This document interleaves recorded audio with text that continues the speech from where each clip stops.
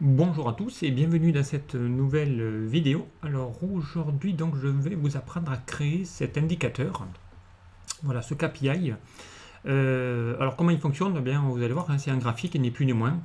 Et vous allez voir ici qu'on va pouvoir, si je clique là-dessus, vous allez voir que c'est bien un graphique. Et ça va vous permettre ici de pouvoir bien créer, voilà, sous un format différent, un indicateur qui va représenter des pourcentages. Notamment ici, hein, j'ai créé un petit tableau, donc ce sera évidemment le résultat, je sais pas moi, d'un tableau croisé dynamique ou des statistiques d'un tableau de bord par exemple, et je voudrais ici le représenter sous un format graphique et le représenter sous ce format-là, donc en mettant ici des cercles qui vont se colorier en fonction d'un pourcentage. Okay, donc exemple ici, hein, j'ai créé, ici je suis allé chercher la période de janvier, donc là j'ai créé une vidéo lente qui va afficher janvier jusqu'à décembre, donc si je vais aller chercher le mois de mars, automatiquement, mars c'est 48%, donc là j'ai utilisé la fonction si multiple, donc il n'existe qu'à partir d'Excel 2013, hein, vous ne la trouverez pas si vous avez Excel 2007 ou 2010. Voilà, si multiple qui fait la même chose qu'en recherche V. Donc je lui ai demandé d'aller chercher ce critère-là dans la table qui sont là, donc en fonction du mois sélectionné, donc ça fait le même principe qu'une recherche V, ça va chercher ici les valeurs qui sont là. Ok, donc automatiquement, donc voilà, août c'est 87%, donc il est allé bien chercher ici mes 87%.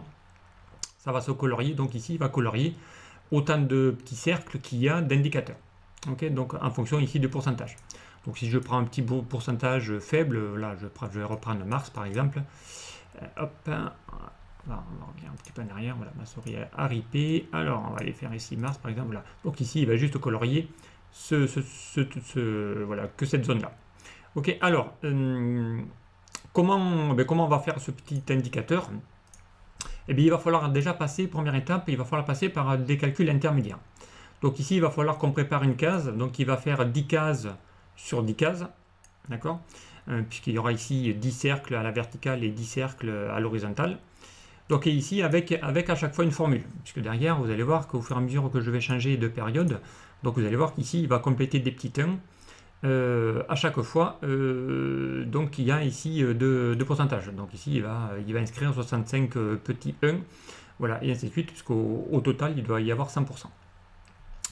Alors, donc on va le faire. Donc ici, par exemple, si je prends, donc ici la première formule, donc ici on va aller lui chercher la valeur qui se trouve dans cet indicateur, que multiplie 100, puisque ce sont des pourcentages.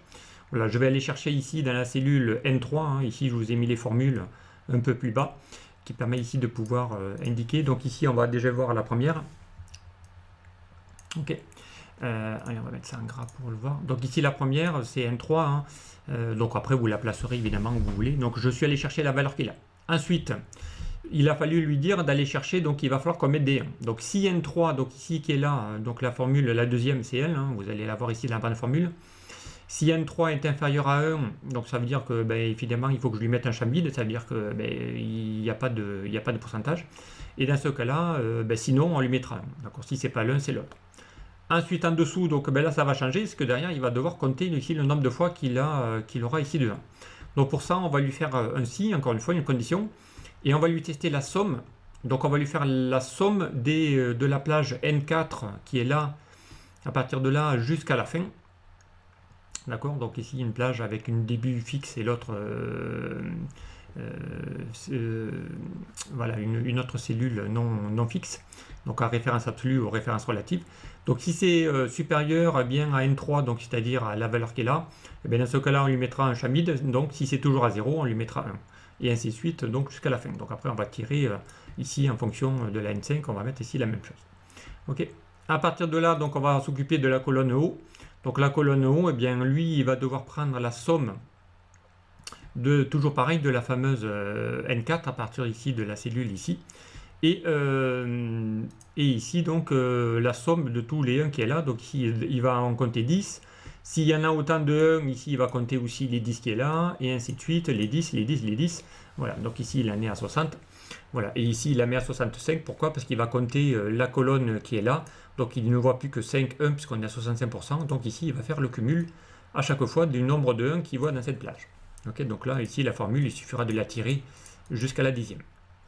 Ok, et ainsi de suite. Ensuite, pour la cellule O4, eh bien, on va faire la même chose. Donc en gros, une fois qu'elle est faite, eh bien, on va tirer la poignée à droite. Et ici, on aura des 1. On va lui demander, en gros, de taper 1 à chaque fois qu'il va avoir ici le nombre de pourcentage. Donc une fois qu'on a fait ça, eh bien, on peut commencer à attaquer à faire ici notre petit indicateur. Donc ici, vous le comprendrez que si je fais ici, par exemple, voilà, une information, vous voyez qu'ici, il va compléter ici le nombre de cercles par rapport au nombre de cercles qu'il y a prévu. D'accord? Donc si je reviens à Mars, voilà, il ne va colorier que les 48 premiers cercles et pas l'autre. Donc il va falloir ici que je fasse déjà deux graphiques. Un qui va représenter ici les petits cercles gris et un deuxième graphique qui va représenter les cercles bleus. Et les cercles bleus, vous aurez compris, donc il va falloir qu'on aille sélectionner le nombre de 1 qu'il y aura ici. D'accord? Alors, et on voit bien ici que la somme de tous les 1, ça fait bien 48. On l'a ici en bas, hein, dans la barre d'état. Ici, on a bien ici 48 fois le chiffre 1. D'accord? Puisque la somme des 1 va faire 48. Alors, eh bien, on va le créer un peu plus bas, vous allez voir, et on va le faire. Donc, première étape, on se met dans une cellule vide et on va aller insérer ici un graphique. Donc, on va chercher ici dans les graphiques histogrammes, mais pas les graphiques histogrammes. On va prendre un graphique barre 2D. Ok? Et on va essayer ici d'aller le créer. Donc on le positionne, et à partir de là, on va lui dessiner ici, il va falloir qu'on lui insère des séries. D'accord? Et pour insérer des séries, c'est simple, on va aller dans création, on va lui dire d'aller sélectionner une donnée, et on va lui ajouter une. D'accord? Et là, par défaut, on va lui dire ici de créer des données. Donc on va faire 1, ici 2, 3, 4, 5, 6, 7, 8, 9, 10. Alors 1, 2, 3, 4, 5, 6, 7, 8, 9. Voilà, il m'en manque un. D'accord? Donc on va prendre ici cette série, puisque je vais en avoir besoin. CTRL-C. Voilà. Et on lui dit OK. Donc là, on lui rajoute, voilà, on vient de lui créer une série de 1. Mais là, il m'en faut 10 aussi. Donc on va lui ajouter une deuxième. Et là, on va lui dire, CTRL-V, on va lui faire exactement la même chose. Voilà. Et on va faire la deuxième aussi. Et ça, on va le faire 10 fois. OK. On va lui rajouter une quatrième série. Voilà. Une cinquième.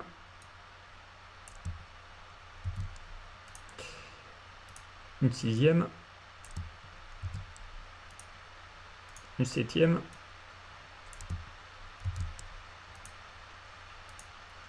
Une huitième. Donc on en est bien à 8. Hein. On en rajoute une neuvième. Et une dixième. Voilà. Et on fait OK. Donc là maintenant je viens d'avoir ici un graphique avec ici 10 cases et 10 cases. Donc 10 séries notamment. OK. Donc pour ça, donc là on va déjà mettre l'axe à 0. Donc ici la deuxième étape, hein, c'est d'aller lui dire de mettre ici, de ne pas qu'il aille au-delà de 10. D'accord. Donc on lui fixe, comme ça ici on a notre graphique. On va cliquer ensuite sur une barre, donc il faut qu'on fasse aussi des petits carrés, donc on va essayer que ça soit le plus carré possible. Donc on sélectionne une barre, et ici on va lui changer la largeur d'intervalle, on va mettre par exemple 10. Ok. Voilà, comme ça il va prendre, chacun va prendre 10 cases. D'accord. Une fois qu'on a fait ça, donc on va un petit peu, bien ici vous avez la procédure. Donc ensuite, eh bien, on va lui supprimer plein de choses. Donc on n'a pas besoin de l'axe, on n'a plus besoin du titre, on n'a plus besoin du quadrillage. D'accord. Voilà. Et on va faire en sorte à ce que, ben, pour que ça soit voilà, équitable, parce que derrière on va lui mettre ici des petits cercles, on va faire en sorte à ce que ce graphique soit le plus carré possible. Donc on va sélectionner le graphique, et ici dans les outils graphiques, on va cliquer dans l'onglet format, et là on va se faire un vrai carré. Donc on va se faire par exemple un carré de 10 sur 10 par exemple. Voilà. Comme ça au moins on a quelque chose de carré, et on aura les mêmes formats. Okay. Alors une fois qu'on a fait ça, donc on peut aller ici lui supprimer l'arrière-plan. Donc on va aller dans le remplissage du graphique, on va lui dire aucun, hein, pour que ça soit transparent. Si je glisse mon graphique, vous voyez que là il est bien transparent, on a bien ici les cercles qui passent en dessous. Et on va lui mettre aucune bordure aussi, contour, on va lui mettre sans contour. On n'a pas besoin de... Voilà, ici il n'y a plus rien, il n'y a plus que mes carrés.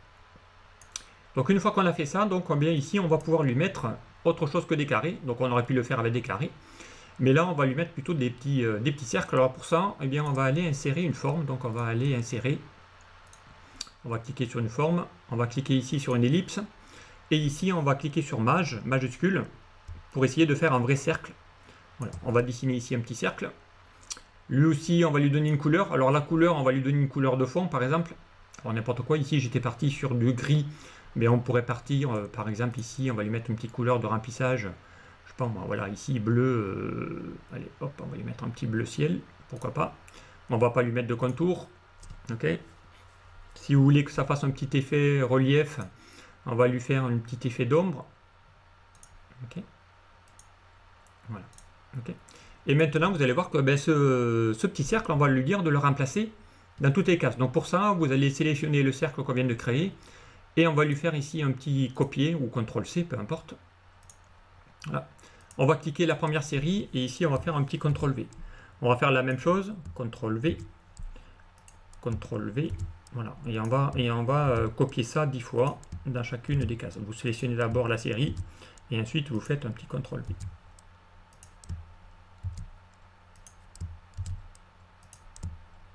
Voilà. Okay. Voilà ici maintenant, je viens de vous créer mon premier graphique.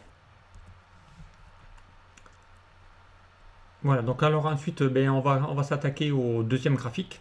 Donc pour ça, donc on va essayer de, parce que sinon il ne pourra pas les représenter, on va changer ici, par exemple, on est sur le mois de mars. Allez, on va prendre décembre.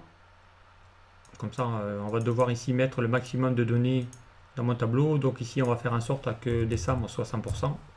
Voilà, on va lui sélectionner que des 1. Donc on lui sélectionne. Donc là, on va créer évidemment le deuxième graphique. On va aller dans l'onglet insertion. On va aller chercher ici mon petit outil graphique 2D. Voilà. Donc là, je me retrouve avec ici le même. Donc là, on va faire les mêmes étapes qu'on a fait tout à l'heure. On va le mettre ici un petit peu en dessous. On va le décaler. Donc on y va, c'est parti. Donc on va lui changer d'abord l'axe. Donc on fait un double clic. On va lui dire ici d'aller mettre à 10. Voilà. Ensuite, donc on va lui faire un petit nettoyage de ce graphique-là. Donc pour ça, on lui dit ici de ne pas mettre l'axe, pas mettre de titre, pas mettre de quadrillage, pas mettre de légende. Okay. On va lui changer l'intervalle. Donc on clique sur une des séries, on fait clic droit, mettre en forme la série. Et ici, on va faire la même chose que tout à l'heure, on avait mis 10%. Voilà. Et on va faire en sorte à ce que mon graphique soit le plus carré possible. Donc ici, on va lui dire de 10 cm sur 10 cm. Ok. Et là, pareil, donc on va faire la même chose que tout à l'heure. On va aller dans l'onglet format. On va lui dire aucun remplissage, aucun contour. Voilà. Donc là, j'ai mon deuxième graphique qui va être à peu près de la même taille que l'autre. Enfin, c'est pas à peu près, c'est juste, puisqu'on l'a fait 10 sur 10 lui aussi. Donc à partir de là, eh bien maintenant, c'est vous qui allez décider de ce que vous souhaitez y mettre comme couleur. Donc là, j'étais parti sur du bleu foncé. Donc là, pareil, eh bien, on peut prendre le même qui est là, on va lui changer sa couleur, on va lui mettre une couleur bleu foncé, par exemple, pourquoi pas violette, peu importe. Allez, on va lui mettre un bleu foncé. Voilà, et lui, on va faire un petit CTRL-C, et on va faire la même chose qu'on a fait tout à l'heure. Donc ici, on va sélectionner la première série, on va faire un petit CTRL-V, lui, on va faire un petit CTRL-V, lui, on va faire un petit CTRL-V, et là, 10 fois, CTRL-V, voilà, CTRL-V, CTRL-V.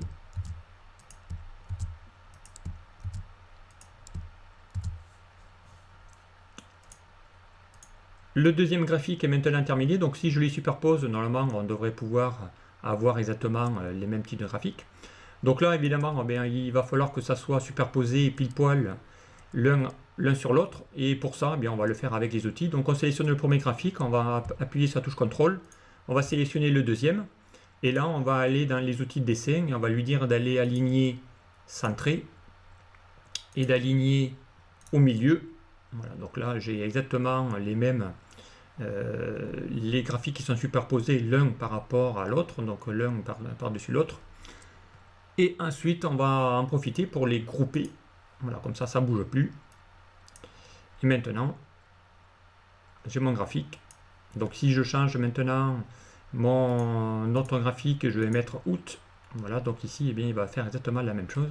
Donc ici, j'aurais pu représenter ici plusieurs indicateurs. Donc là, il faut bien prendre ici mon widget complet. Voilà, on va le glisser ici contre pour vous montrer que ça marche bien. Voilà, donc ici, si je change maintenant n'importe lequel, vous allez le voir, il va colorier le nombre de carrés qui suffira. Donc après, vous pouvez y mettre les couleurs que vous souhaitez, peu importe. Donc vous pouvez en créer autant que vous voulez. Et ici, j'ai un petit indicateur widget avec ici des petites infos assez sympas. Voilà, donc après, j'aurais pu encore refaire insertion. On va insérer une petite forme, par exemple ici. On va le mettre par là. On va faire petite boucle. On va faire ici un peu rond carré. Voilà. On va lui dire, lui, de mettre aucun contour, de le mettre avec un remplissage, je sais pas, jaune. On va le mettre en arrière-plan. Voilà. On prend les deux. Et on va lui dire, lui aussi, de grouper. Et là, j'en ai un autre. Donc là, on va pouvoir ici le placer par-dessus, lui, maintenant. Et là, pareil, donc vous allez maintenant pouvoir aller changer ici, voilà, vous avez des indicateurs voilà, qui sortent un petit peu de l'ordinaire. Et maintenant, si je change ici ma valeur et que je mets, je sais pas, 12% pour décembre, eh bien, il aura que 12% de cercles coloriés sur le contraire. Voilà donc ici les informations que vous pouvez réaliser. Voilà, assez simple à faire, donc lui, il ne sert plus à rien, vous pouvez le supprimer. Voilà donc comment créer ce petit indicateur de performance sous format widget, encore une fois. Merci de m'avoir suivi, je vous dis à très vite sur un prochain tuto. Au revoir.